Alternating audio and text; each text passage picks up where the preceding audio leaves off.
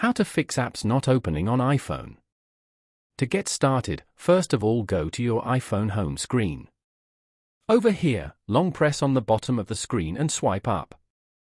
You can now view all the open applications on your phone.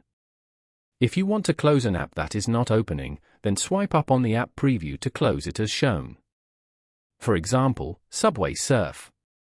Now, go back and open up the Settings application. From here, go to General. You can manage your overall setup and preferences for your phone over here. Go to Software Update.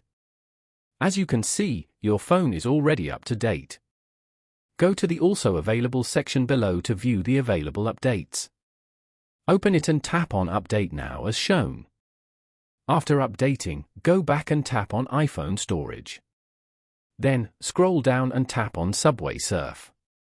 Here, tap on Offload App. Tap on Offload App again to confirm.